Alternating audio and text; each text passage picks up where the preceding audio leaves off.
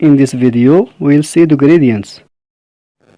If you work with other creative color applications like Photoshop and InDesign, and you use gradients in those programs, the way the gradients behave inside of Illustrator is almost identical. Now, I select this rectangle. The gradients panel is already opened here in the right.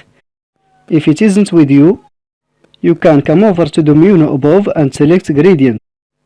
Now we have this rectangle selected. Uses in this rectangle a linear gradient.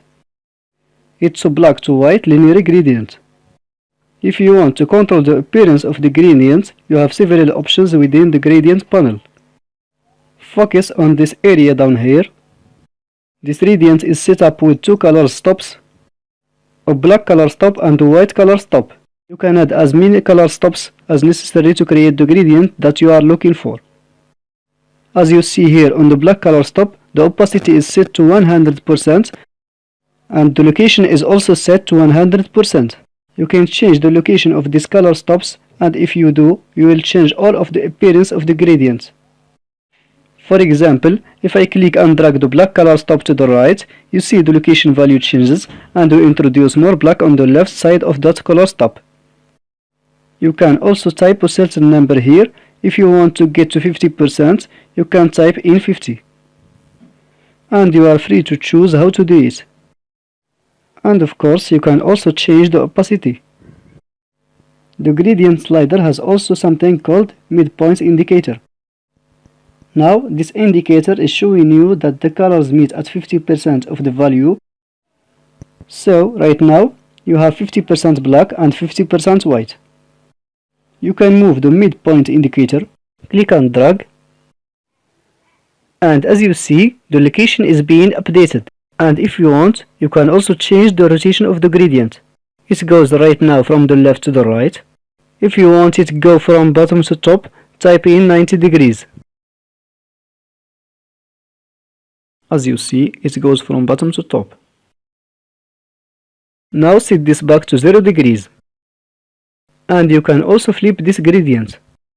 Click on this button to reverse it, so it goes from white to black. Now if you want to change the colors of this stop, you have a couple different options. The easy way is to click on the stop, then go to the swatches panel. Click and drag a color swatch of your choice on top of the color stop. Now you see the colors gradient changes. But there is another way. Double click the color stop. It will open up an inline panel. Then you can apply a color from the swatches panel. It's up to you to choose how you want to change the color. As I said before, you can add as many stops as you need. When you get close to the gradient slider, a plus is shown beside your cursor. Then click and the stop is being added. If you double click the stop, you can also change its color, and you can add as many as you need. So click to add another stop. To remove a stop, there are two options. With the stop selected, click to trash, or you can click and drag down and it's removed. Until now, we were working with a linear gradient. Now we'll see how to work with the radio gradient. The properties of the radio gradient are similar of those of the linear gradient. We have a gradient slider with color stops and a midpoint indicator. You can change the rotation. If you select one of these stops, you can change its opacity and location. The only difference is that we have here an aspect ratio. If I change its value to 60%, you notice that the radio is more like an oval. There is another thing. If you want to create a swatch from a gradient, just click and drag the little swatch see here in the gradient panel and drop it to the swatches panel. And as you see, a swatch is created. You can do the same with the linear gradient.